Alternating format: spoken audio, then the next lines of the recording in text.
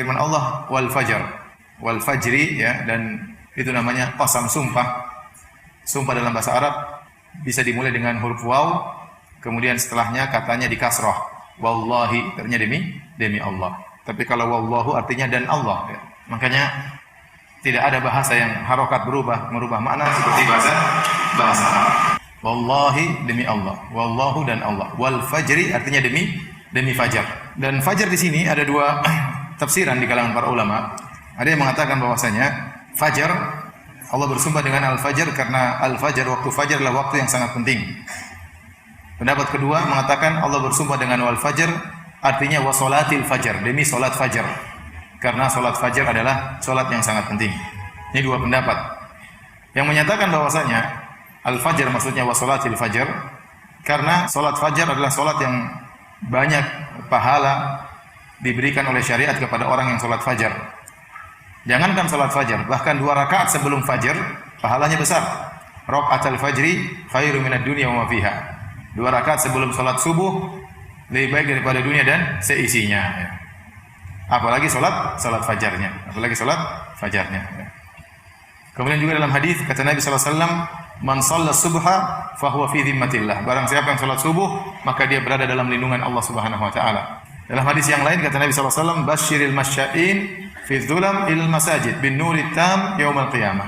Berilah kabar gembira kepada orang-orang berjalan dan dalam kegelapan menuju rumah-rumah Allah.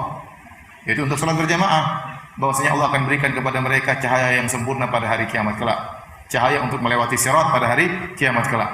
Di antaranya berjalan dalam kegelapan menuju salat adalah salat fajar, salat isya. Kemudian juga Rasulullah SAW bersabda, "Man shallal bardain dakhala al-jannah." Barang siapa salat di waktu 2 yang dingin adalah dia masuk surga. Al-bardain maksudnya al-bardan, salat fajar dan salat asar. Salat fajar yaitu orang bermalas-malasan salat fajar. Kenapa? Karena enak, orang tidur enak, kondisi dingin. Orang lebih tertarik untuk tidur daripada pergi ke masjid. Namun Rasulullah SAW motivasi barang siapa yang salat subuh dan salat asar. Salat asar pun demikian.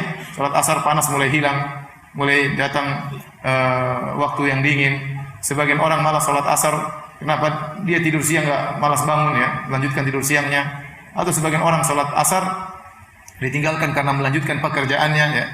Oleh karenanya barang siapa yang salat 2 salat ini, salat asar sama salat subuh, maka dia masuk surga kata Nabi sallallahu alaihi wasallam. Karenanya dalam hadis Rasulullah SAW bersabda, "Innakum satarawna rabbakum kama tarawna hadzal qamar lailatal badri la tudamuna fi ru'yatihi."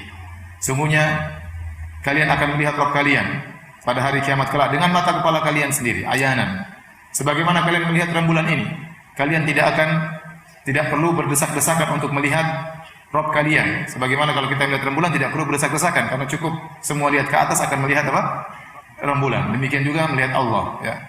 Kemudian kata Nabi, "Fa in istata'tum alla tughlabu ala salatin qabla tulu'i syamsi wa qabla ghurubiha faf'alu." Kalau kalian mampu untuk tidak ketinggalan salat subuh sebelum terbenam matahari dan salat asar salat subuh sebelum terbit matahari dan salat asar sebelum terbenam matahari, maka lakukanlah. Di sini Nabi juga menyebutkan secara khusus untuk memperhatikan salat subuh dan salat asar, dan Rasulullah kaitkan dengan masalah melihat Allah pada hari kiamat kelak. Sehingga sebagian ulama berdalil bahwasanya masalah akidah berkaitan dengan amal soleh.